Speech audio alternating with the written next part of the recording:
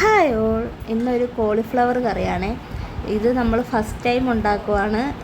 YouTube reference ഉണ്ട്, പിന്നെ നമ്മുടേതായ കുറച്ച് അഡീഷണൽ ഇൻഗ്രീഡിയൻസ് കൂടെ ആഡ് ചെയ്ത് ഒരു കറിയാണ്.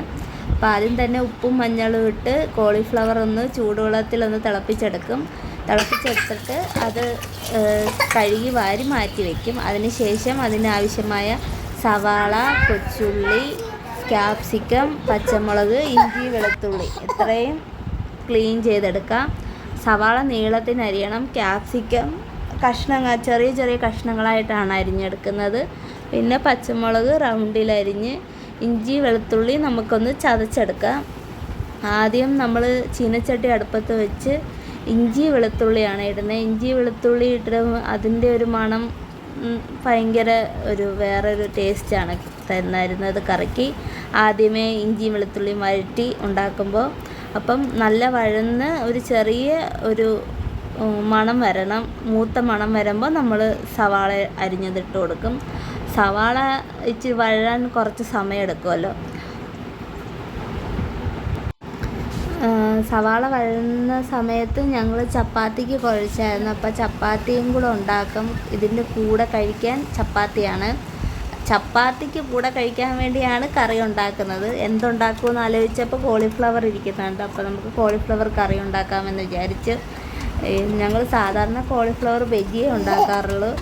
ആദ്യമായിട്ടാണ് കറി ഉണ്ടാക്കുന്നത്.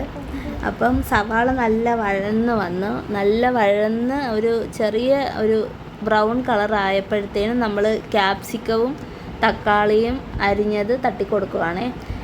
തക്കാളിയാണ് അത്, ചുമന്ന ക്യാപ്സിക്കം അല്ല കേട്ടോ, പച്ച ക്യാപ്സിക്കവും തക്കാളിയും അതും ഇതേ കണക്ക് പൊടിയായിട്ട് തന്നെ അരിഞ്ഞത്. അങ്ങനെ അത് നമ്മൾ തട്ടിക്കൊടുത്ത് ഒന്ന് അടച്ച് വെച്ച് വേവിക്കുവാണ്.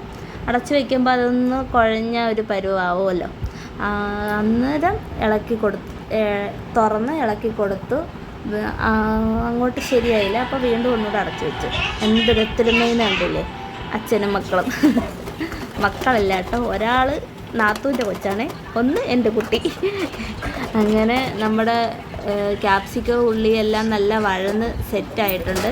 അപ്പോൾ ഇതിലേക്ക് നമുക്ക് പൊടികൾ ചേർത്ത് കൊടുക്കാം. മുളക് പൊടി, മഞ്ഞൾപ്പൊടി, മസാലപ്പൊടി, മല്ലിപ്പൊടി ഇത്രയും പൊടികളാണ് നമ്മൾ ചേർത്ത് കൊടുത്തത്.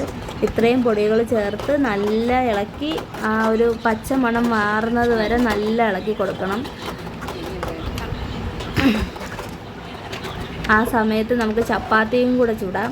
ചപ്പാത്തിയും ഒരു സൈഡിലിരുന്നാവും, കറിയും ഒരു സൈഡിലാവും. അപ്പോൾ രണ്ടും കൂടി നടക്കുമല്ലോ. അപ്പം പച്ചമണം മാറിയിട്ടുണ്ട്. അപ്പോൾ നമ്മൾ കോളിഫ്ലവർ കുഞ്ഞായിട്ട് അരിഞ്ഞ് വെച്ചായിരുന്നേ, അത് നമ്മൾ തട്ടിക്കൊടുത്ത്, ഒത്തിരി പൊടിയല്ല എങ്കിലും ഇച്ചിരി കഷ്ണം മാതിരി ഫീൽ ചെയ്യുന്ന രീതിയിലാണ് അരിഞ്ഞത്. അപ്പോൾ കോളിഫ്ലവർ ഇട്ട് ഒന്ന് വാടിയതിന് ശേഷം നമുക്ക് അത് വേവാൻ ആവശ്യത്തിനുള്ള വെള്ളം ഒഴിച്ചു കൊടുക്കാം. ഒരുപാട് ലൂസ് കറിയല്ല, ഇത് ഇച്ചിരി കുഴഞ്ഞ കറിയാണ്. അപ്പം ഒത്തിരി വെള്ളം ഒഴിച്ചു കൊടുക്കത്തില്ല, കുറച്ച് വെള്ളം ഒഴിച്ച് കൊടുത്ത് അടച്ച് വെച്ച് വേവിക്കാം. അപ്പം നല്ല തിള വന്നിട്ടുണ്ട് നമ്മുടെ കറി. തിള ഒന്ന് വേവുന്ന സമയത്തേ നമ്മൾ മല്ലിയില ഇട്ട് കൊടുക്കത്തുള്ളൂ. ഏകദേശം 10 മിനിറ്റോളം വേവണം. അപ്പോഴത്തേനും നല്ല വേവത്തുള്ളൂ. നമ്മൾ നേരത്തെ ഈ കോളിഫ്ലവർ ചൂടുവെള്ളത്തിൽ തിളപ്പിച്ചുകൊണ്ട് ഹാഫ് വേവ് ആയായിരുന്നു.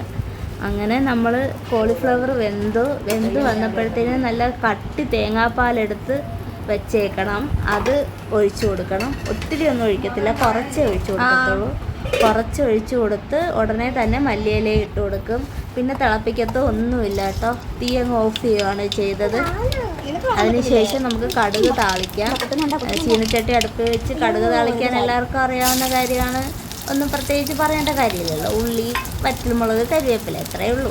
ഇത്രയിട്ട് നല്ല മൂപ്പിച്ച് അതും കൂടെ നമ്മൾ ഇതിലേക്ക് തട്ടി കൊടുത്ത് ഒന്ന് ഇളക്കി യോജിപ്പിക്കണം. കടുക് താളിച്ച് ചേർക്കുമ്പോൾ കറിക്ക് ഒരു പ്രത്യേക മണവും ടേസ്റ്റ് എല്ലാം വരുമല്ലോ. എന്തുവാടാ